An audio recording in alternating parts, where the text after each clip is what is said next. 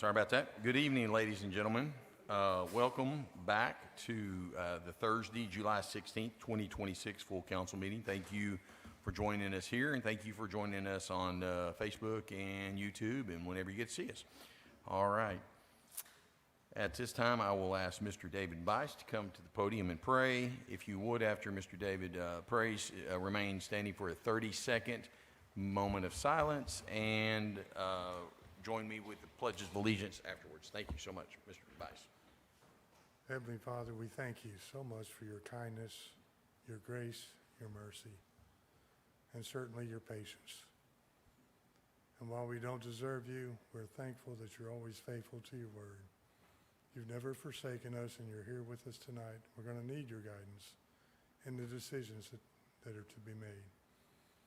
We take joy in your presence and look forward to see what you do this evening. In Christ's name, amen.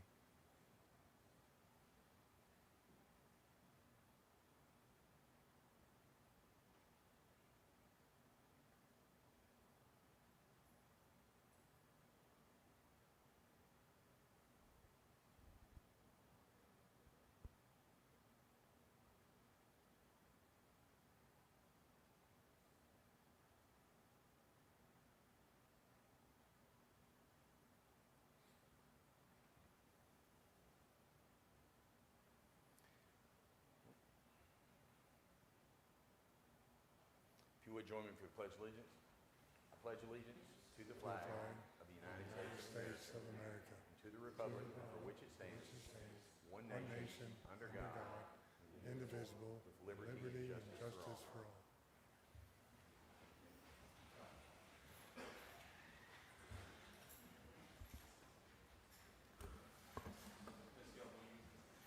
Ms. Skelton, will you give us a roll call, please? Sure thing. Mr. George? Here. Ms. Wetzel? Here. Ms. Young? Here. Mr. Olson? Mr. Bradley? Here. Mr. Pearson? Present. Mr. Gray? Here. Mr. Keller? Here. Mayor Teague? Here. Mr. Smith? And myself. You have a quorum.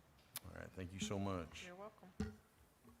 At this time, ladies and gentlemen, if you had an opportunity to look over the minutes for the June 2026 meeting, and I will entertain a motion. Motion to approve. Second. I have a motion and a second. All in favor? Any opposed? All right. Note that the minutes have been approved. At this time, welcome Ms. Brittany Baker, our Finance Director, to the podium for this month's financial report. All right, for your viewing pleasure. General fund June revenue totaled $1,479,746. Of that, $1,098,047 was sales tax and state turnback. $43,166 was franchise fees and permits. $338,533 was all other revenue. This is a tax revenue comparison. It's a year-to-date analysis. The city tax cent was $2,951,995.53. The city's portion of the county was $3,539,442.32, both of which is above last year and above budget projections. General fund June expenditures totaled $1,729,440. Of that, $1,252,241 were personnel-related expenses. $477,199 were utilities and other. This included a quarterly 9/11 expense as well. Street fund revenue for the month of June totaled $909,553. Of that, $581,784 was street sales tax. $246,463 was state turnback and ad valorem. $80,792 was interest. $200 was street cutting permit. $314 was all other revenue. Street fund expenditures, operational expenditures for June totaled $228,947. Of that, $147,015 were personnel-related expenses. $81,932 were utilities and other. Capital expenses totaled $9,277. That was towards traffic equipment and vehicle expense, which was an inverter and spool. Street sales tax spending totaled $998,392. That was towards drainage maintenance, pavement preservation, downtown improvements, US 64 East pedestrian improvements, US 7 South and Reasoner signal improvements, and the Muskogee Trail. State Turnback Street projects totaled 0 for June. In the Economic Development Funds, June revenue was $172,202. Of that, $154,446 was sales tax and rent. $17,756 was interest. June expenditures was $119,362. Of that, $34,633 were utilities. This is the TCW fiber. $84,729 was capital expenditures, and that was for the recycling station. Below are the balances of the Economic Development Funds as of the end of June. In totality, those three funds total $5,555,287.93. In the Capital Asset Fund, June's revenue was $418, all of which was interest. There were no expenditures in the Capital Asset Fund. Below is a breakdown of the 1-cent sales tax. This began in 2021. It was renewed this year. What's been received, what's been spent, and the balances of each of those four funds. In totality, those cash balances at the end of June were $20,813,470.92. And if there are no questions, that concludes the finance report. Thank you so much, Ms. Baker. All right, our departmental report this month is from our HR Director, Ms. Tanessa Vaughn.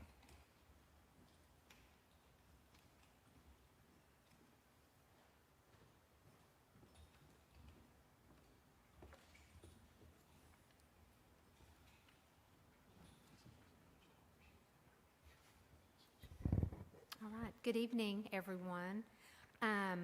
Part of your council packets include the HR report. It includes information on hiring, employee benefits, training initiatives, turnover, workforce information, other important key metrics that, that happened in the past year. Those numbers are important, but what's really important and what's truly makes our city a success are our employees that work for the city. So tonight we're doing something a little bit different. I hope the sound quality is going to work okay. We kind of tested this earlier. But there's going to be a short video introducing some of the incredible people that work for the city and that serve our community every day. We invite you to get to know some of our staff that are dedicated and kind of behind the scenes. Their experience, their professionalism, and their commitment to public service, they help make our city a great place to live, work, and visit. So on behalf of the Human Resources Department and the Mayor's Office, I want to thank all the employees that are featured in this video tonight. And further, I'd like to thank all of our city employees for their continued dedication to the city of Russellville.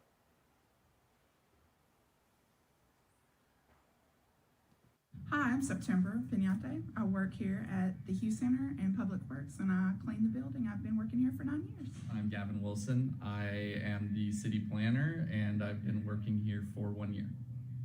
Hi, I'm Victoria Marchant, and I've been with the city for 6 years, and I work in planning and development.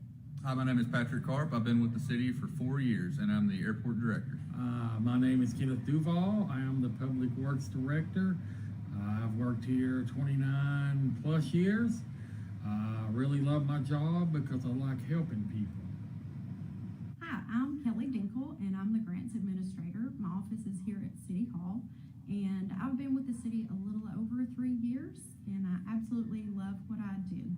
Hey everyone, this is Debbie Headley. I work in the mayor's office, and I have been with the city of Russellville for 6 years.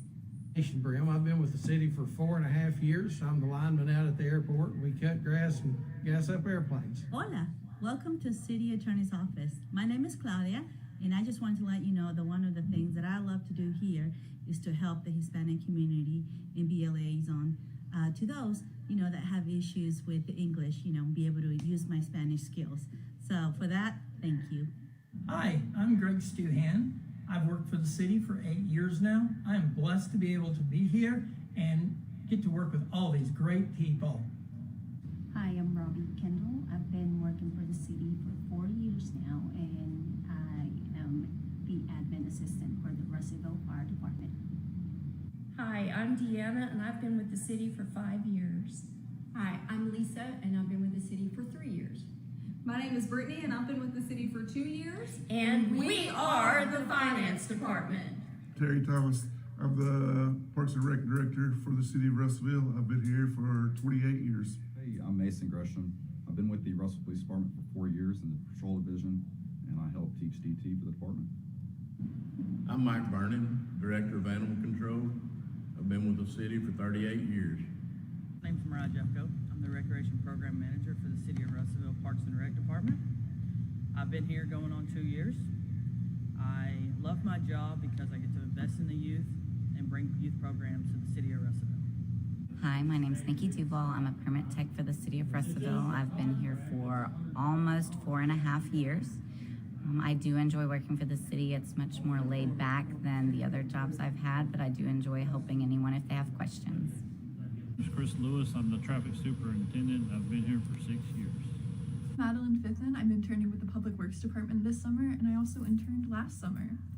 Hi, my name is Armando. I've been here at the city for 5 years. I'm an engineering technician at Public Works.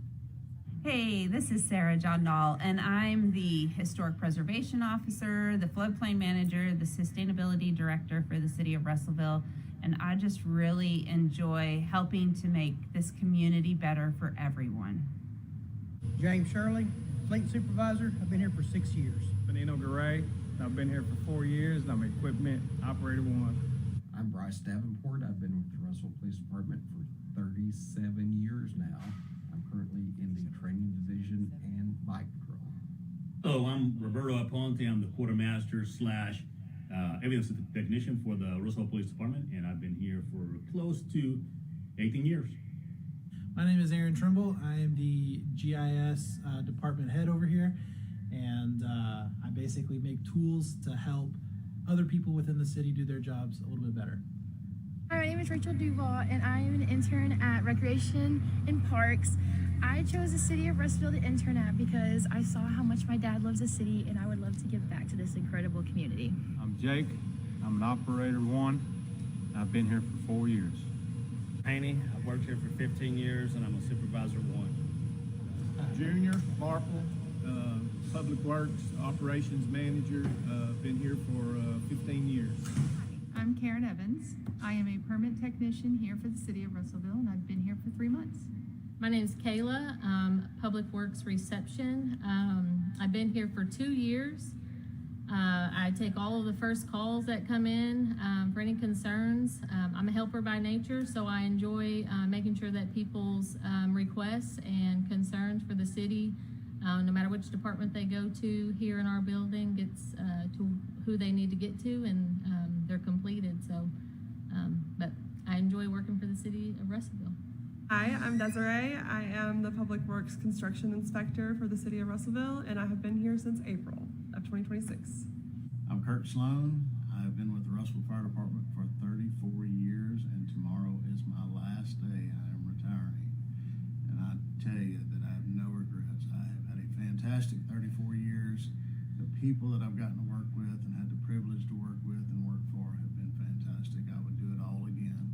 And I am excited about my new phase in life.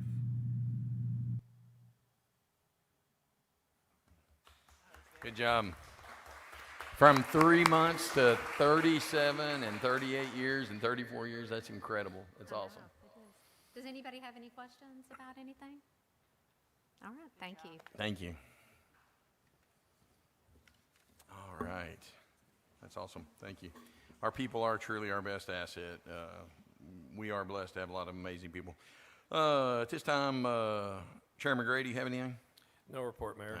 All right. Mr. Keller, Chairman Keller, do you have anything for us on finance? Yes, Mayor. Just a couple items this evening. From our meeting at 5:30 today, item 1 was an appropriation for the Parks and Rec 1 cent sales tax fund 08 in the sum of $1,860 to fund the remaining cost of a 20-foot trailer for Parks and Rec. We present item 1 as a motion to adopt. All right, we have a motion to adopt on item 1. All in favor? Aye. Any opposed? All right, moving on. Item 2 is also an appropriation from the Parks and Rec 1 cent sales tax 08 in the amount of $7,031.90 to fund the Shiloh Park restroom wastewater system design services. We present item 2 as a motion to adopt. I've got a motion to adopt on item 2. All in favor? Aye. Any opposed? All right, item 3. Item 3 is consideration of a resolution to authorize the mayor and the city clerk treasurer to apply for and accept 2 grants for the Russellville Municipal Airport to replace the existing PAPI system and conduct a flight check at the airport. We present item 3 as a motion to adopt. I have a motion to adopt on item 3. All in favor? Aye. Any opposed? Item 4. Item 4 is an appropriation from the Economic Development Capital Fund 27 in the amount of $263,120 to fund the purchase of replacement airport PAPI lights, which stands for Precision Approach Path Indicator. We present item 4 as a motion to adopt. I've got a motion to adopt on item 4. All in favor? Aye. Any opposed? Moving on. Item 5 is an appropriation from the Sales Tax Fund 07 in the amount of $83,790. This is to fund the Ladder Truck 2 refurbishment change and orders and equipment, change order and equipment. We present item 5 as a motion to adopt. Have a motion to adopt. All in favor? Any opposed? All right. Item 6 is consideration of an ordinance approving the private club permit for Morello's Mexican Grill, as required by the state private club permit application to the Arkansas Alcoholic Beverage Control Division. I move we suspend the rules, dispense with the reading requirements, read by title with short explanation for the first of 2 readings. I have a motion and a second on the reading, suspending the rules, read by title only with a short explanation. All in favor? Any opposed? All right, sir. Ordinance to approve the city private club permit for Morales Mexican Grill Club Incorporated as required by the state private club permit application to the Arkansas Alcoholic Beverage Control Division per ACA Section 3-9-222 as amended. For other purposes, the ordinance passed would grant a city permit for on-premise alcoholic consumption at Morales Mexican Grill Club at 1310 East Main Street. All right, thank you, sir. Item 7 is consideration of an ordinance approving the private club permit for Heartland Pizza LLC as required by the state club permit application to the Arkansas Alcoholic Beverage Control Division. Move we suspend the rules, dispense with the reading requirement, read by title only with short explanation for the first of 2 readings. All right, I've got a motion and I don't have a second. I have a motion and a second. Suspend the rules, read by title only with a short explanation. I do want to say for the public watching, Heartland Pizza LLC is also known as Pizza Hut. So just so that everyone knows. I've got a motion and a second. All in favor? Any opposed? All right, sir. I'm sorry. Sorry. An ordinance approving the city private club permit for Heartland Pizza LLC is required by state private club permit application to the Arkansas Control Board Division per ACA Section 3-9-222 as amended for the purposes. This ordinance if passed would approve a city on-premise alcohol consumption permit at Heartland Pizza, also known as Pizza Hut, at 502 North Arkansas Avenue. Thank you, sir. Moving on to our agenda from last Tuesday. Item 1 is consideration of a resolution to authorize the mayor and the city clerk treasurer to sign an economic development agreement with Russellville TR LLC for the reimbursement of site development. This was submitted by the mayor. We present item 1 as a motion to adopt. I have a motion to adopt. I also have 3 gentlemen who have asked to speak. Our first will be Mr. Zach Summit. Mr. Summit, I think you know the routine. This is old hat to you now, so.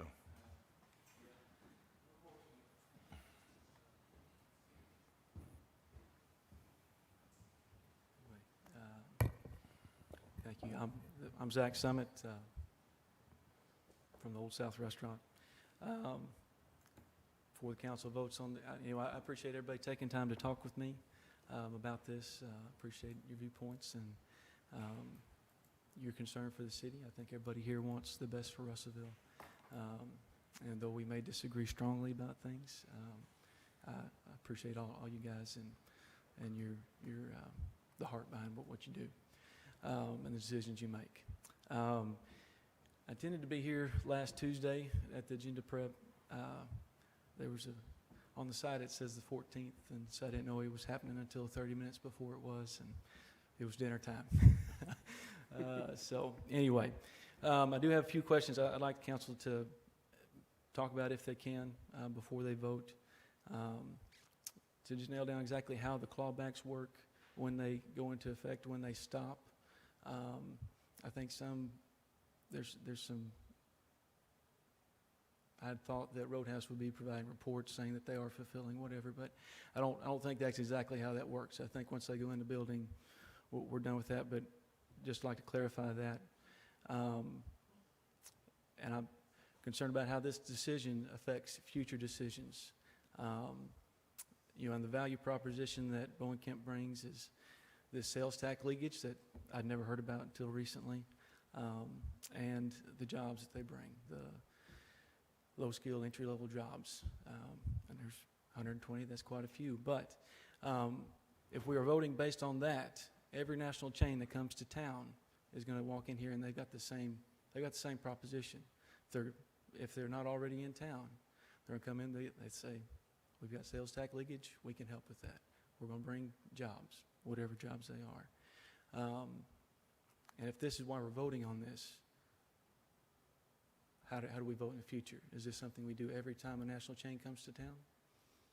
Just something to think about. I'd like, yes, talk about that. What are we doing in the future? We've had an average of 2 national chains, food chains per year for the last 10 years come to town. Does the city want to see that number go up? If they do, that's fine. Because Mayor and I talked about incentives for a little bit, disagree about how they should be done exactly, but incentives work. And when you incentivize something, you get more of it. And so is the council's position that we want 3, 4, 5 a year to come to town over the next 10 years? If we do that, that's fine. I just want that to be clear, what we're doing and why we're doing it.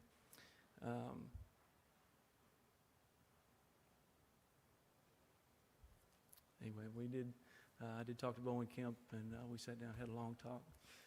Enjoyed our conversation.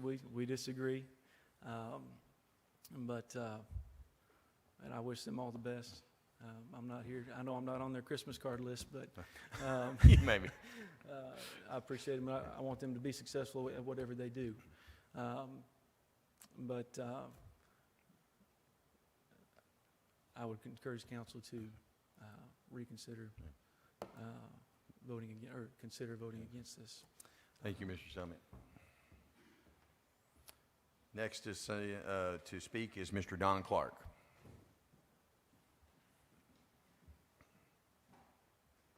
Looks like Mr. Ligon is going to be joining him at the podium too. So.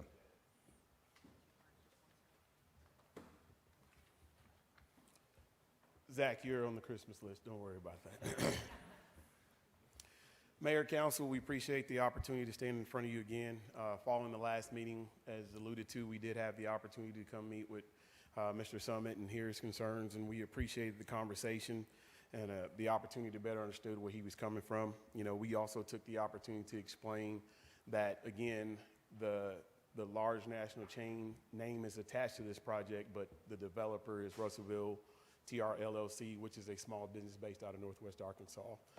So as I said before, those national brands, corporate relies on local developers to start the project and act as the landlord. So without those, a lot of those don't happen. So I wanted to point that out. So again, with Mr. Summit in our conversation, we may not agree on every aspect of the request. I think we came to a mutual understanding of what we were asking for, and I think in our conversation, the word that I came up with in hearing his father's concerns is equitable. I think there's a desire that these things are equitable across all projects, and so I think now that we had that conversation, if there's a local need, then those are what those economic development funds are for if it meets the initiative. So we would agree on that. To that point, $58 million of annual sales tax leakage in the full service food category. Whether this project happens or not, that is still happening, meaning that shows one thing, the excitement of why we're here, because there's buying power here and it shows the demand. Typically what we've seen in other communities, speaking for me, who used to work in the city, who worked in economic development, what we saw is when these new places came to town, it helped with that leakage because people felt like they had more options. And so that small business, again, my biggest opponent was my wife that I sat across with because she was a small business owner and I was incentivizing these things. But I think she also understood what happened is there's a honeymoon period, always is. Something opens, there's a honeymoon period, and then things kind of level off. And what happened more times than not was that those restaurants saw the boost because people felt like they had more options. So show up to one, 45-minute wait, let's go across the street. So we just want to be a part of that. This is an opportunity to capture a portion of those dollars that are leaking. It's also an opportunity to activate a currently vacant site, and we believe in Russellville. Ultimately, that's why we're here. And so we don't take offense to anybody's vote, how it goes. We understand you all have a job to do. We also understand that the people who may be concerned have jobs to do. Ultimately, you know, this is something that's been going on for years in the state, as far as the state AEDC helping public funds on large industrial. Is just, this is still very new in the retail space. And so with that being said, we appreciate your consideration.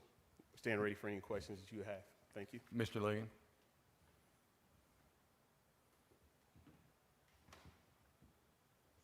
Yeah, I appreciate y'all's time, and glad we were able to have an open discussion last week. I really just want to yield my time to mostly answer any questions you may have, and I think Mr. Summit does bring up a great point of, you know, the city does need to look and see what they want and how they vote to see what types of incentives they want to try to bridge those gaps with to continue to bring other businesses like this to your town, and raise your hand and say you're open for business, or continue that leakage elsewhere. So, any questions? I have one quick question. So there will be reporting. Yes. All right. Because I know one of the conditions is that you maintain, or well, Texas Roadhouse maintains 120 jobs, and these are not the construction-related jobs. These are actual restaurant-related jobs. Yes, there's a part-time and full-time, you know, mix in there, and then the reporting will come through Chamber of Commerce / Economic Development annual reports. And you understand that if and when those jobs numbers fall under and we get those numbers, that the money comes back to us. Yes, we understand there is clawback language in there. So, yes, we're on the same page. Thank you, sir. Anyone else? Do what? Is there I think he was saying that the Chamber and Economic Development will be doing the reporting on behalf of the tenant. Is it? If It's 120. I don't know what any point, Mr. Smith, what's the verbiage on that? Is there at any point or in the,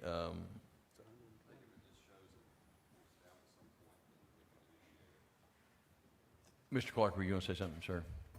Well, I think to directly answer that question, as far as we're under the impression the job numbers are not part of the claw. We understand there is clawback. That was tied to, I think, more of a building permit, pulling that under a certain time frame. And then there are reports, but I don't know that that's tied to the clawback the way it's written. Mr. Smith, can you advise on that?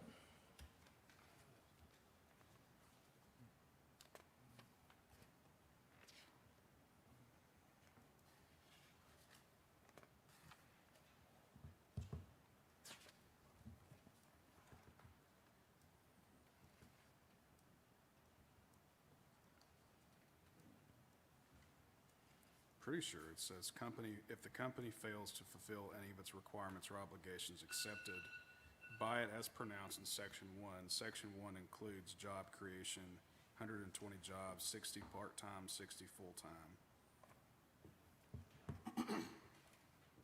If I may. Yes. While he's looking. So the job creation is a part of that. So the jobs will be created on the front end. The other thing I want to point out, this is why we're asking for a reimbursement. So if we don't perform the demolition, there's no reimbursement. The other thing is that we added to that is if for some reason, one of the clawbacks would be for this would be when the money would be paid back. If there was a suit, that if somebody filed suit against this and it was found that what we did was illegal, we would reimburse the money. That was that piece of it.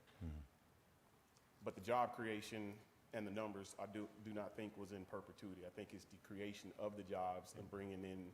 I don't think it's in perpetuity, but it was for a period of time, if I remember correct. Mr. Smith is advising, looking at the contract to advise. I thought there was a time frame on the jobs. Yeah, I think it was a 2 or 3 year job. But I know there were details about the demolition of the property, destruction of the foundation, how far down you would dig, all those things, to remove all the old, everything, plumbing and everything else was underneath. I do know that was in there. It says 120 jobs to be full-time at, on or before August 31st. Oh, so it's saying 120 jobs on or before August 21st, 2027? Okay, but it doesn't have anything after the fact? It's the creation of that, and it doesn't have anything in No. Or not in perpetuity, but in for like a 2 or 3 year period is what you're saying. So it's just the creation of the 120 jobs, by the date in 2027. So Yeah, and obviously those jobs, once they're created, talking with the tenant, are not intended to really fluctuate. That's going to be what it takes to run their business. So does it just say 120 jobs, or does it say the 60 full-time, 60 part-time? 60 full-time, 60 part-time, I believe, if I remember right.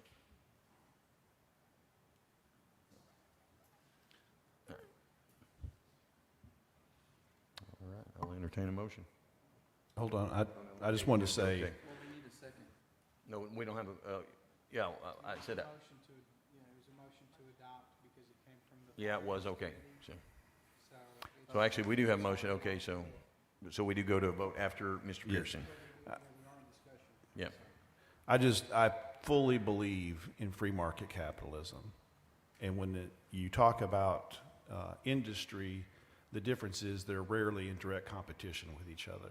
They're just creating jobs in your community. That is not the case in retail. This is absolutely us sticking our hands on the scale and giving aid to one retailer over others. And there's just no way I can support that.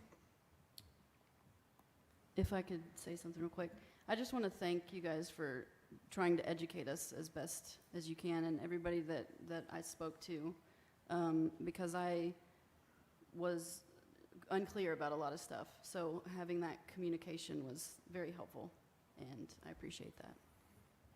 Absolutely. I think that we are in this position because we are growing. The reason that these developers are coming for restaurants is because our chamber and the city have worked very hard over the last few years to bring higher paying jobs so that people can afford to eat out at restaurants. And so the leakage data, the sales tax revenue, all of those things are benefits to our community, that the knowledge that we have now to be able to say, I mean, how many times have you heard somebody say, well, I can't do that, I've got to go to Conway because I can't do that here. Or I've got to go to Fort Smith because I can't do that here. This is the growing pains of making it say, oh, I can just go down the road instead of having to go to Fort Smith or Conway or Little Rock. So I appreciate all of the discussion, the back and forth, but I don't know that there is a whole lot of, at some point, this decision is going to be made in favor or as opposed, and I am for it because I think it is a sign of our growth in our town. Let me ask one quick question, just a point of clarification, and then I want to follow it up really quick with a comment. So on or before August 31st, this entity will have to have created 100 or 60 full-time and 60 They're going to have to be part-time open by, jobs. on or before And have August those 26th. jobs. Do it? And have And those yes, jobs. yes. Okay. Yeah. So there is Yeah. a condition for. For the senior- record, okay. that's 2027. 2027, I yes. understand, Yeah, yeah, I understand. I just wanted to make sure that was an actual condition. Okay.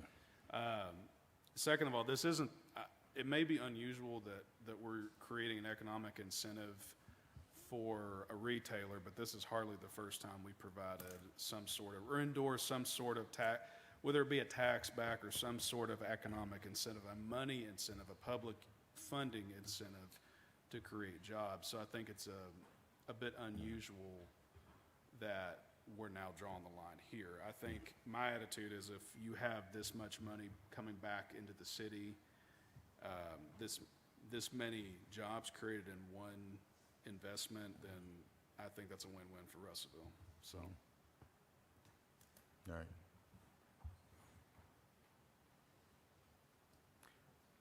I'm going to let you, I know, like I say, I mean, if you want to say something real quick, I mean, like I say, if you would like to say something real quick, Mr. Summit, approach real quick. So, yeah, please do. Roadhouse may be the best thing that ever came to Russellville, okay? And everything they're talking about are good things for Russellville. Sales tax revenue gives you guys more money to spend, jobs. I'm not against any of that. I'm not against Roadhouse coming to town. I don't think this is necessary. And again, how are we going to decide this in the future? Nobody's talked about that yet. How do we do this going forward? Does this continue to be our reaction? And again, if that's how we want to do it, that's all right. I would just like that to be discussed. And Roadhouse is coming to town, whether in our conversation, whether they build it or not. Roadhouse wants to be in Russellville. There are other places that want to be in Russellville. I don't think we have to pay them to do it. I don't think we have to pay developers to bring them here. But Hey, to Thank answer your question, though, for me, when I look at things coming forward, I'm looking at what's bringing jobs, what's bringing revenue, and it's definitely not, I own a small business, I've not got any city money either, but I do think what we have to look at every single time is sales tax revenue and jobs for the city, and so it's not so much of what's bringing, we have to entertain everything. We're not always going to approve it, but 120 jobs is a lot of jobs. All right. So any more discussion from the council? I have one more thing, because I did speak with Mr. Summit, and he was very thoughtful and made a lot of good points. And one of the points he made to me that I told him I would bring up at the council meeting, and then was surprised to hear it from Bowen Kemp folks, was that we do as a council need to think going forward. Budget time, believe it or not, is right around the corner. With the Woodmont thing and now this, we do need to think about how we're going to do this going forward, because we don't really have a plan. Things keep getting dropped in our lap, and we don't have a cogent plan going forward. So we do need to work on that, because this is going to continue to come up, because the state is now emphasizing retail development as well, not just industrial. So we're going to continue to have these things in our lap, and I hope it's local stuff. I hope we have lots of local folks that are innovating. So that's just my final comment, is we need a plan as a council as we go forward. Thank you, sir. Ms. Skelton, will you give me a roll call? Oh, Mr. Pierce, do you have one more thing? I'm sorry. I was just going to say that the 120 jobs is not 120 additional jobs in our community. It would be very naive to think that most of those jobs will end up being replacing existing jobs at other restaurants. Just like a lot of that revenue is going to be moved revenue rather than new revenue. All right. Mr. Skelton, will you give me a roll call?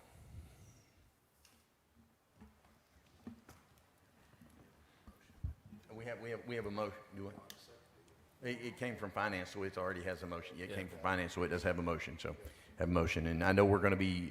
We will have some nays, so I want to go ahead and get a roll call. Mr. Keller, Yes.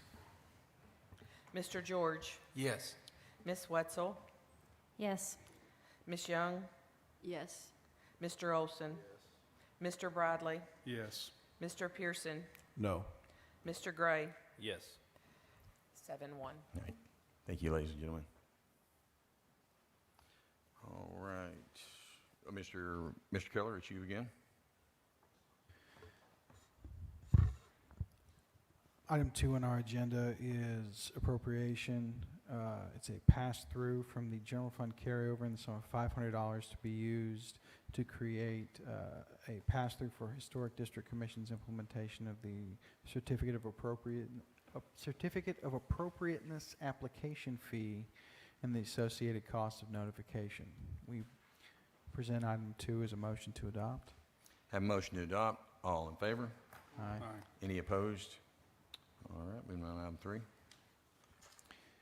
Item 3 is consideration of a reimbursement request to the Arkansas Valley Alliance for Economic Development for the second quarter of 2026 in the amount of $49,424.98. We present item 3 as a motion to adopt. All right, I have a motion to adopt. All in favor? Aye. Any opposed? All right, moving on to item 4. Item 4 is consideration of a reimbursement request from the Boys and Girls Club of the Arkansas River Valley for the second quarter of 2026 in the amount of $16,389.10. We present item 4 as a motion to adopt. I got a motion to adopt on item 4. All in favor? Aye. Any opposed? Mayor, that's the last item on our agenda. I yield the floor back to you. Thank you, Chairman. Moving on to unfinished old business, item 1 is the consideration of an ordinance rezoning certain realty in the city of Russellville, Arkansas for other purposes, submitted by Joshua Spence. This is unanimously recommended denial by the Planning Commission. This is slated to be the second of 3 readings. Mayor, I move we suspend the rules, dispense with the reading requirement, read by title with short explanation for the second of 3 readings. All right, I got a motion to suspend the rules, read by title only with a short explanation for the second of 3 readings. I got a motion and a second. All in favor? Aye. Any opposed? All right, sir. Ordinance reserving certain real in the city of Russellville, Arkansas with a purpose. This ordinance would rezone property at 120 East Main Street. It's further identified by the attached parcel number from the Polk County Assessor's Office from C1 Central Business District to C2. Real quick, I got a question on that. Yes. Last time, didn't we say that was 1 of 2 readings? I don't know. We talked about it. I don't know if we finally made the decision. It shows second of 3. I think you said 1 of 3, and then if you wanted to just do it 2, you would do it at this meeting. Okay, all right, Tim, thank you. Thank you for clarification. Moving on to item 2 is a consideration of an ordinance to authorize mayor and city clerk treasurer to sign an interlocal agreement with Polk County, Arkansas to split the operation expense, 1/2 each, for the operation of the city recycling facility at 1801 South Knoxville Avenue. This is a third and final reading. Mayor, I move we suspend the rules, dispense with the reading requirement, read by title only with short explanation for the third and final reading. I've got a motion and a second to suspend the rules, read by title only with a short explanation. I got a motion and a second. All in favor? Aye. Any opposed? All right, sir. An ordinance authorizes the mayor and city clerk to execute a local agreement with Polk County, Arkansas for operation expenses at the city recycling facility and for other purposes. This ordinance, if passed, would set out an agreement between the city and the county for the city's new recycling facility at 1801 South Knoxville Avenue here in the city, which would split the expenses of removing the recycling materials from the location. Motion to adopt. Second. Have a motion and a second to adopt. All in favor? Aye. Any opposed? I do want to add that on July 28th, 11:30 a.m., we will have a ribbon cutting at your new drop-off location, so all are welcome. Moving on to new business, item 1 is a consideration of ordinance amending the current Russellville Historic District Code for the city of, oh, no, we did vote. I said all, yeah, we did. Yeah, there's a motion and a second. And I said all in But we favor? did do a voice vote. I didn't know. Oh, it is an ordinance. You're exactly right. We do have to do a roll call. Thank you, Chairman Keller. Well, yeah, we do have to do it's an ordinance, so we do have to do a roll call. Thank you. I had that in my mind, and I completely let that slip. I apologize. Who made that motion? Mr. Gray made the motion, and then Mr. Keller and Mr. George, and both of them get a second. Thank you. All right. Mr. Gray, Yes. Mr. Keller, Yes. Mr. George, Yes. Ms. Wetzel, Yes. Ms. Young, Yes. Mr. Olson, Mr. Bradley, Yes. Mr. Pearson, Yes. 8-0. All right, thank you. Thank you for reminding me, Mr. Keller. Thank you.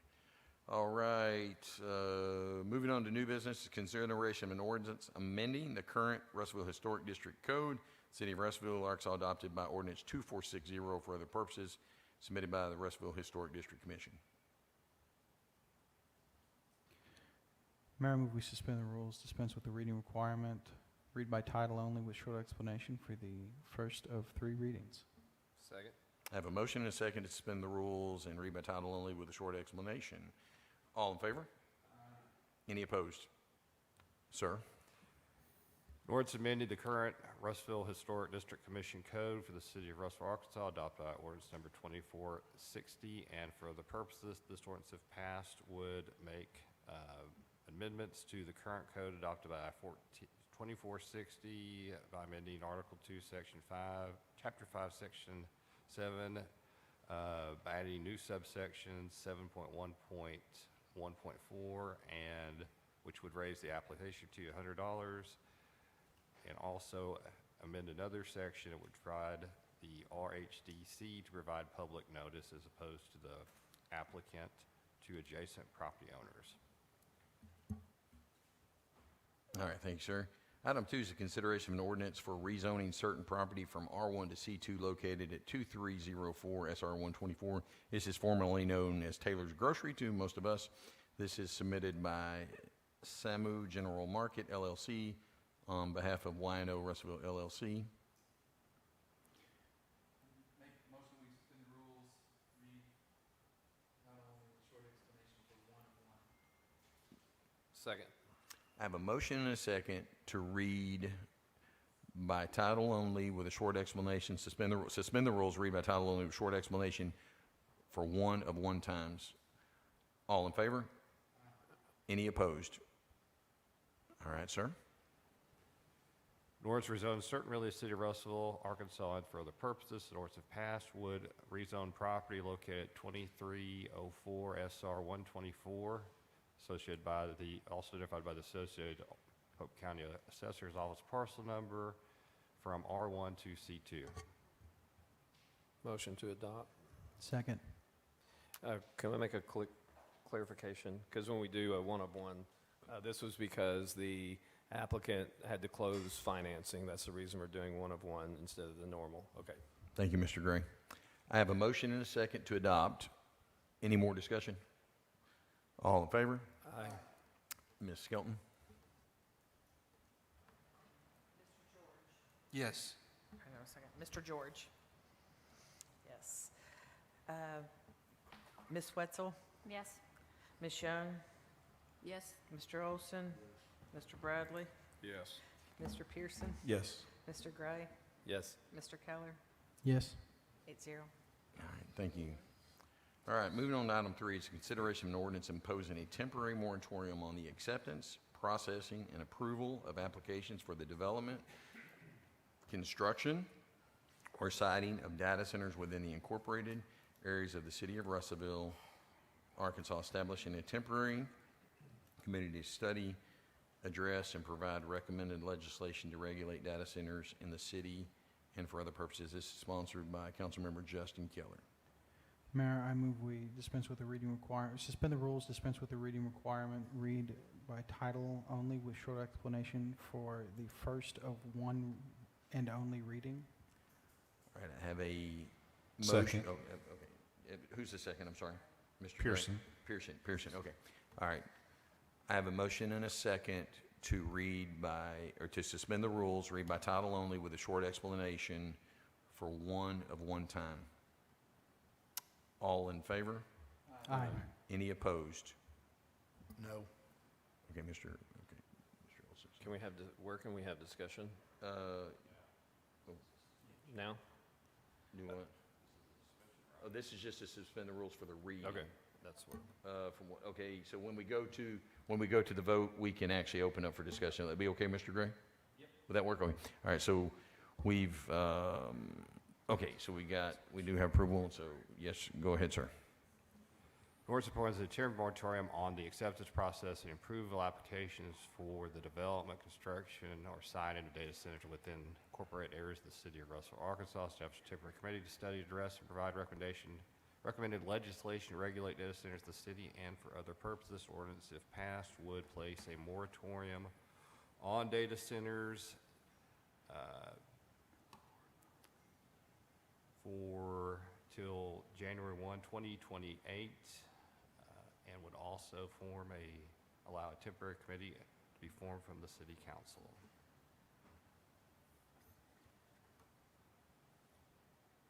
Now? Motion to adopt. Second. I have a motion and a second to adopt. Any discussion? Yes. So, Mr. Gray. since we're doing one of one, where does the feedback from the community come, the committee, working group, ad hoc working group, whatever it's going to be? Where does that fit in if we're adopting this tonight? Well, I don't know, are you addressing that to me, or is that just Well, to the? I mean, we're adopting something, and it's Yeah. establishing a temporary committee, so I'm assuming, I guess I thought that the committee work, the ad hoc committee work would come first, so we get a better idea of what we're voting on, what the temperature of the community is, and that sort of thing. Well, the vote is for one, to establish a moratorium for the 18 months, and then during that time, we would also, with this ordinance, establish the committee that would then take that 18 months to do the work.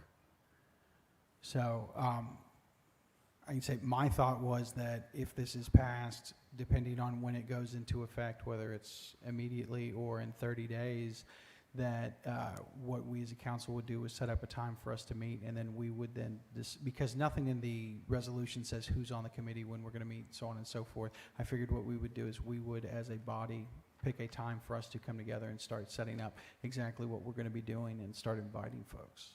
Okay, I would just, for the record, I would like for us to set up this ad hoc committee and get it started with something a little more firm, because we're passing something, but we're not. I just want to make sure we do something about it and not just pass this moratorium and then a year from now we still haven't had any discussions on it. Mr. Olson? So I understand the concern. Obviously, it's concerns across the country. I also understand that there's been a lot of improvements in the way that they operate. And for example, instead of using 3 million gallons a day of fresh water, now they recirculate water. They use their own infrastructure for power, yada yada, whatever. It's always advancing.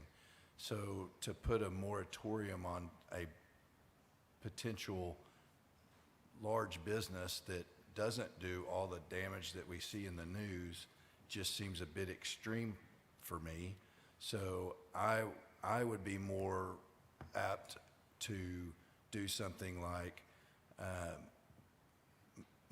require a data center to use a special use permit, so that it has to go through all of the planning commission and zoning and all the things to all the way up to us for approval, that covers all the things, instead of just saying no. Instead of being a no community, let's be we're open, we'll listen to you, but if you want 3 million gallons a day and a bunch of power from us, we're going to be a no. So I would think that there's an end around, a different way of doing that with a special use permit versus just being out in the, headlines saying absolutely not. Even though we don't really know what a data center is and what it's going to take, we're a no. That's not a really good look, in my opinion. So that's where I stand on it. So I really like what you're saying, and at a least, though, like the amount of time, that's a really long moratorium. So like, even if we could just maybe do, I don't know, that's a long one. I don't know if the number would be better, but I feel like even 3 months while we've set up the committee, maybe, but I feel like the committee needs to happen, the town hall needs to happen. That's a long time. So I hear you. I hear you on that. I originally was proposing a much longer time. I will go ahead and say I kind of settled on 18 months in my final proposal for this item. Just looking at is it's July, and 18 months would get us right to the 1st of 2028. It would give us the rest of this year, it would give us next year to be able to discuss what we want our rules and regulations for if a data center was to want to come and be within the city limits of Russellville. And Chris, I hear you, maybe a special use permit is the way to go. The great thing is that by forming this committee and having the discussions, we're going to be able to talk about all the options that are available to us as a municipality. And then we get to decide which is the right one for our community.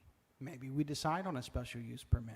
Maybe we decide that all those things you said about not using 3 million gallons of fresh water a day and you've got to generate your own power, maybe we decide we want to put those in the rules. But the fact is that we don't have any rules right now. And without putting a moratorium in place and then setting up a mechanism where if you've looked at the community's response to even the words data center in the same sentence, I think that you can see that this is something that many people in our community are very vocal about and want to make sure that we as a community are protected. And the only way to do that is to put rules and regulations in place. And the best way to do that is to take a certain amount of time, which, as you've mentioned, it's a complex issue. So I agree with you on that. Let's take the amount of time it's going to take to address the complex issue that we are trying to address. Let's bring the community in so that they can be a part of creating the rules for our community. And let's make sure that if the day comes that a data center a data center project comes to Russellville and says, we want to come here, that we have attracted a company that wants to come and play by rules set forth by the community, not someone who just wants to come in and just do whatever they want. And that no matter what that company is, we as a community have decided what our standards are. I think that that is the best way to move forward. And 18 months is a long time. It may take that long because, as you said, it's a very complex issue. If we get it knocked out in 6 months, we can just repeal the moratorium and say, job's done. We've got rules, we've got regulations, our community's protected. We had people come in and give us their opinion. Our work is done. We can lift this moratorium. But as you stated, Ms. Wetzel, we want to get the community involved. We want to have town halls. We want to have sessions where people come in and can be involved in this process. In order to do that, that's going to take time. That's why I think 18 months, not allowing any until January 1st, 2028, gives us the time to dot the I's, cross the T's, and if we finish early, great. We can lift the moratorium. But it gives us the time to do the work that we need to do. Could we do it the other way around, though, more like Ms. Wetzel's suggesting? I'm with you on all that. I want to hear what the people have to say, and the way we're doing it right now doesn't really give them the opportunity to do that, whether it's moratorium or not a moratorium or anything in between. I was hoping you might be open to a friendly amendment that we do this maybe, I don't know, 90 days, 180 days, something where we have a chance to, because I'd like to hear from folks, not us yapping at each other. I'd like to hear from the public. It feels like right now we're doing something, the public, well, we'll get to you later. I would rather have it on the front end. We can put a moratorium for 3 months or 6 months or 4 months or whatever you want that would do the same thing, and then, as you said, we could repeal it. We could extend the moratorium if our work's not done yet. I'd just rather hear from the people on this before we could have the same effect, but we get people's feedback immediately instead of the way we're doing it, is what it seems to me. I may be out in left field, but Can I ask it just a feels question? backwards. I think we're, I know, can I ask a question if you don't mind, sir? And this question can be answered by Mr. Smith, Ms. Marchant, or Mr. Wilson. Mr. Olson recommended a special use permit. With a special use permit, are there parameters that need to be in place that the rules that go with the special use permit, and that was my question, because I do like the special use permit, and that's what I wanted to say. Yeah, so I mean, certain things call for special use permits in our zoning code, and could you not just say data center requires a special use permit and trigger that? But then do you have to have rules that go along with that special use permit to guide those guardrails? And that's my question to them. That's why I want to ask, because I do like the fact that you're talking about special use permit, but also need to know, do we have to have guardrails associated with that special use permit? Yeah. So currently, data centers are permissible only via special use permit in the M1 light industrial and M2 heavy industrial zones. Conditions can be placed per staff's recommendations, and the Planning Commission can choose whether they would like to adopt or not adopt those conditions.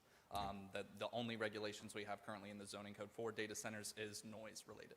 Can you, just out of curiosity, you said M1 and M2. Where are M1 and M2, just out of curiosity, that you can tell me right off the top of my head? Off the top of the head, Okay. the east side of the city has the largest amount of M1 And M2. how much is that, probably?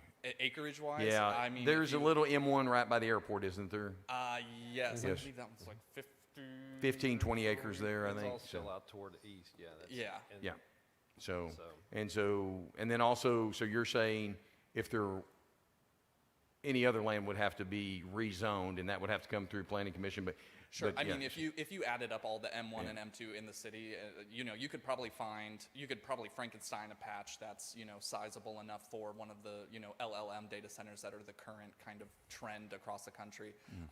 But currently, yeah, it's broken up into many parcels. But they would be broken up. Yeah, so. dozens of acres. But the LLM, those are all server farms, right? They're not. Correct. So Because there's different kinds of data centers too. Yeah, there's different kinds of data centers. My understanding is the LLM ones are kind of the hot button ones, the bigger impact ones. Definitely they are, yeah. But that's, again, we have a crypto mine, a Bitcoin mining facility out off Tyler Road on that side of town as well.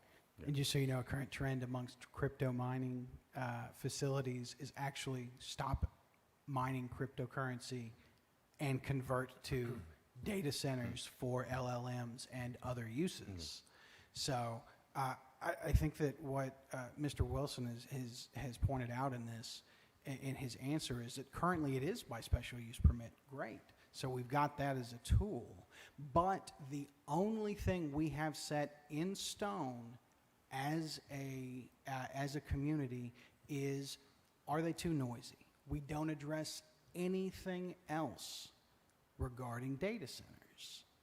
So the only thing that we as a community can regulate for sure is noise. We can't regulate anything else because everything else is just, it's a suggestion by staff, and then it's up to whether or not the Planning Commission forwards it to us with those recommendations, and then it's up to whoever's sitting up here at the time to be like, well, I want to protect that, or I don't. It's not the community coming up and saying, these are the rules we want to have. And to answer your question, from earlier, Mr. Gray, I think that this is not putting the cart before the horse. I think that if you don't enact a moratorium and then start working with the community to set up those rules. What you potentially set up is a situation where maybe a company's looking to come to Russellville and they say, you know what, we're looking to come to Russellville in the next 2 or 3 years. That's on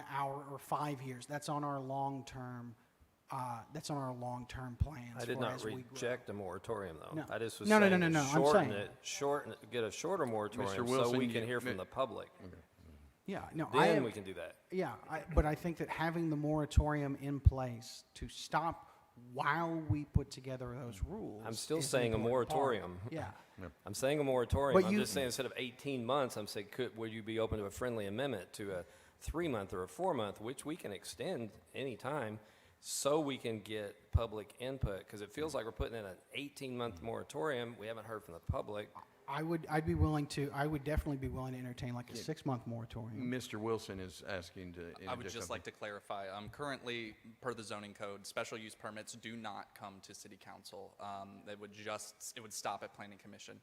The same is true for any large-scale development. They stop with planning commission. So you could amend could you not, could you put something in your zoning code that it would have to come to council if it were that situation or not? That would be With council Sounds approval. like with council. Sounds like that, and you need water and electricity in our, just to mention a couple. If we've got noise, we need water, electricity. This is exactly what I'm talking about. We need to have a discussion. I'm okay with a moratorium. I just don't know the 18-month moratorium is what we need right now until we figure out what we're going to do and what the public thinks of it. Can I ask Mr. Smith? Can I ask Mr. Smith's advice? Can a special use permit per zoning code be required, or could there be something put in place that it would have to come before the council or not? Doesn't work that way. You have to change the whole system. Have to change the whole system, so that's not okay. Okay. Yeah, you got to remember too that like it was 4 years ago we went through a major revamp of our the way that we do zoning and whatnot, and how we process it, and part of that was for an efficiency of it. So if we were to say that now all special use permits are going to come to the council, we're going to start. Because we can't just say just for this project or just for that, we'd have to say all. Okay.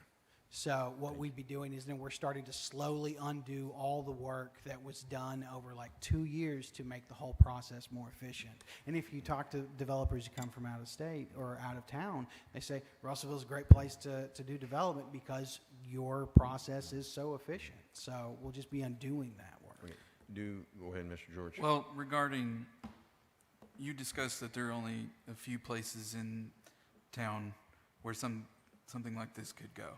So in essence, there would be a zoning discussion when it came to if said property was under, so the planning commission, we need rules.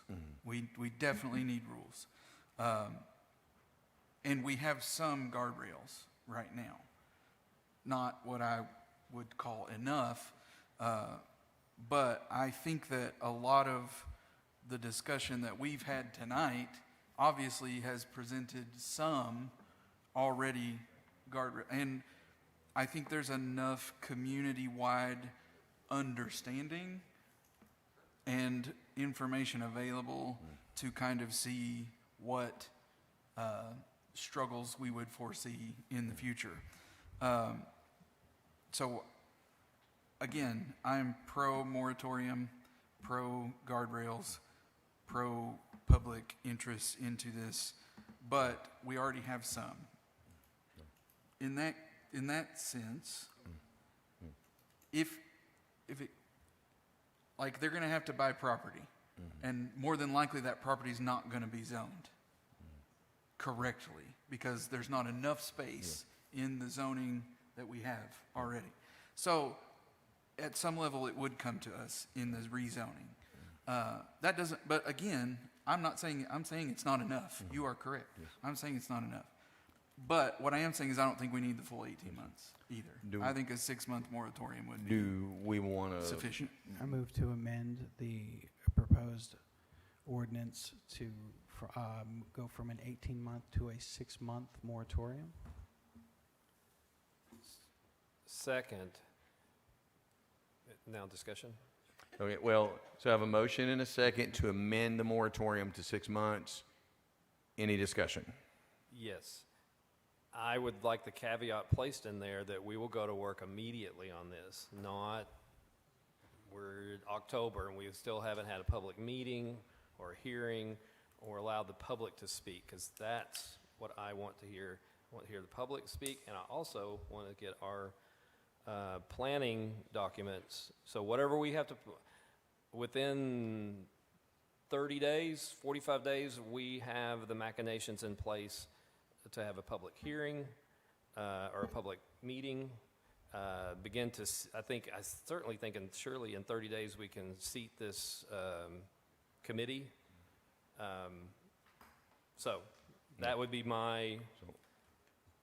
that's what I want. I don't know if anybody else wants that, but I don't want us to be sitting here next month and then next month and then next month. So we Which I'd- tends to happen sometimes. I'd like to see it move as quickly as possible, but I Absolutely. support this because in my mind, what Mr. Keller was suggesting was an education period followed by good guardrails being put in place. And after our last meeting, I spent over an hour speaking with Mr. Hauserman and know a lot more about data centers now than I did then, but still isn't much. And there's so much, obviously, that goes on in social media and stuff that people are very assured of what they don't know. Yeah. And Yeah, they're talking mostly about server farms. Yeah. There's And- other kinds of these kind of Yes. places that are development, job heavy. So I just want us to be as educated as possible and put good things in place. Okay, so Mr. Smith, I do have a question for you. So if we pass this tonight, absent the inaction of the emergency clause, it wouldn't take effect for 30 days. So during that time, the committee is not officially a thing. Can we start doing that work in that 30-day period? Or if we were wanting to start immediately, would we need to enact the emergency clause?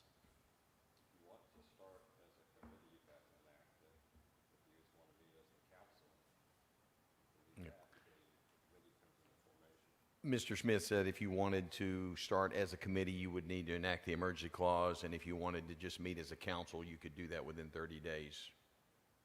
So Is that correct? Did so- I so we portray- could, okay. so we could, for 30 days as a council, start meeting, figuring out what this process is going to look like, how we're going to form the committee, because none of that's been decided yet either. I didn't want to presume and come up with saying this is how it would be. I thought we as a group could figure this out as together. So during that time, we could come together, start putting flesh on the bones, and then when that 30-day mark hits, we could start having meetings as a committee. That's correct? Yes. Mr. Wilson. I would just really quickly like to just add context from staff's side, if staff were involved in this process. Myself, engineering and sustainability and resilience we're also kind of hammering away at our safety action plan as well. So just additional context for what we have going behind the scenes on top of this. Do you guys have, I'm sure you have thoughts and ideas about what we need to do, like this is what you do every day. So about what we as a city should do in regards to these type of facilities. Maybe some other areas have created rules and laws. Would y'all be willing to share that with committee, with us? Obviously, like. Speaking for myself, absolutely. I would love the opportunity, yeah. Cool. So, yes, sir.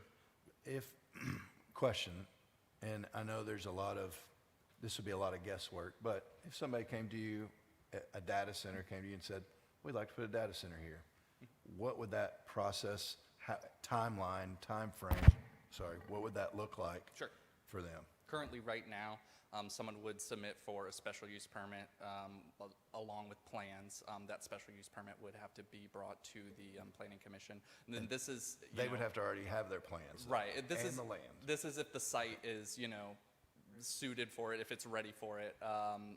They would have to come to us for a special use permit. We would bring that to Planning Commission depending on, how, what time of the month they get us. If they get us right at our deadline, we get them on the next month's meeting. If they miss that deadline by a day, that's 2 months down. So anywhere from a 1 to 2 month process.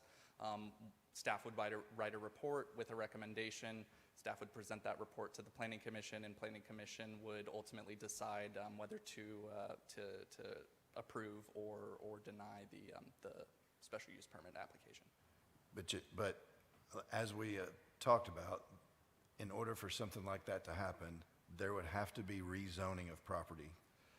It depends on the size of what the hypothetical developer would be looking to do. I will openly admit I'm certainly not a data center subject matter expert. I feel like I'm learning every day, but if something's more than 50 acres, they would certainly have to probably. I don't think we have 50 acres. Exactly. M1 or M2 So, that are contiguous. It would be tough. There could be a rezoning involved. If there's a rezoning involved, that's, we see rezonings frequently. That's, if it's not given a one-of-one reading, that's a 3-month process plus 30 days for the appeal period. So what I'm getting at is, if they found the property, it would have to get rezoned, which is 3 months, then another 1 to 2 months. That's if they started yesterday. So while we're doing a 6-month moratorium, why? I mean, that's my question, is why are we doing this whenever it's a time frame. Anyways, y'all are gonna do what you wanna do, but I think it's a bit extreme for what's going on, because nobody's looking at our town. We don't have enough land. We have enough guardrails to say no if we want to say no. There's no reason to throw a moratorium out there for it. And there's definitely not an emergency to do it one-of-one or emergency clause, in my opinion. So, Yeah, can we do all the committee work we're talking about without a moratorium? I guess is my question. I mean, do we have any active moratoriums right now? Do we have any active moratoriums as a city right now? I mean, I just really, Not that I'm aware. can we do all this process work without one, I guess is what I'm trying to say. Maybe a silly question, I don't know. The state has given us the opportunity to do that because of the understanding of the fact that data centers are a big deal. And I don't think that I don't think it's us saying we're not open for business. Obviously, we've had the discussion with the chamber over the last year or so about how open for business we are. And so this to me is hey, we're not closed, but we need a minute. So, and I'm okay with that. I think our citizens would appreciate that, especially in this topic specifically, because all we had to do was say moratorium on data centers, and 8,000 people on social media were like, we don't want a data center. And we were like, yeah, no, we're not saying we want one. We're saying we want to talk about what kind of rules we need for one. And so I definitely think it's something we should do. All right, so we have a motion on the floor. Do we have anyone that wants to amend the okay, so we have a motion to amend to 6 months. Mr. Gray has not made a motion, but he's recommended a caveat. So, Mr. Parliamentarian, do we need to move with this motion, or can Mr. So we have to vote on the amendment. Okay, so we're going to vote on the amendment. Okay, but, well, one point. If we're doing one of one, it gives us 30 days. That will cure that period that I'm asking for, that we will get to work. I just don't want this hanging out there. I was trying to think of scenarios, because I agree with Mr. Olson. It would probably take 6 months for something like this to happen. But let's just say hypothetically, someone came in and bought one of our big industrial facilities that's surrounded by patches of M1. Maybe you could. So a 6-month moratorium protects us from something like that, something completely unforeseen, which is part of our job, is to try to see the future, even though we can't. So I'm okay with the 6-month moratorium. I just want to get to work on this, and I want to hear from the public. So if your one of one in 30 days does that, then I'll withdraw what I said, I or would what I say that proposed. it takes 3 members of the council to call a working session, and I am one who's ready to call it whenever. So I if will there are 2 be other the- folks, I'll be with so you. if we got a third, then we can have one as quickly as next week. Anybody go on record as a third? I'm second. Yeah, I'll do that. Okay, thank you. I've got a motion and a second to amend the moratorium as stated in the original document to 6 months from 18 months. Ms. Skelton, will you give me a roll call? The other way around, from 18 months to 6 Hey, months. did I say that wrong? I'm sorry. From 18 months to 6 months. Thank you, sir. I appreciate that. I was trying to articulate that. No. So from 18 months was the original to 6 months. Ms. Skelton, will you give me a roll call? Mr. Keller, Yes. Mr. Pearson, Yes. Mr. George, Yes. Miss Wetzel, No. Miss Young, Yes. Mr. Olson, Mr. Bradley, Yes.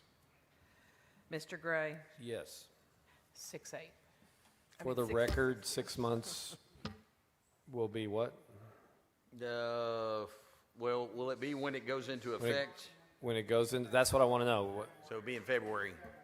But also, can I, okay, so we've got, it is passed, but for the record, it can be shortened if the committee achieves its goal, then you could come back to the council and shorten that. Yeah, okay. Now, Yeah. Mr. Yeah, we can Yeah, do you that. could. you Or could it could enact be it. lengthened. Okay, so that was. Yeah. Okay.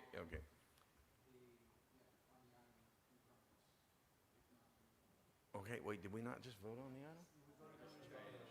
The amendment, for the amendment, okay, voted for the amendment. Okay, so we voted for the amendment. Okay, so now we have a motion and a second on the amended motion, well, the motion and the amendment, so. Am I, Mr. Parliamentarian, track me and make me. Amended motion. We're voting on the amended motion.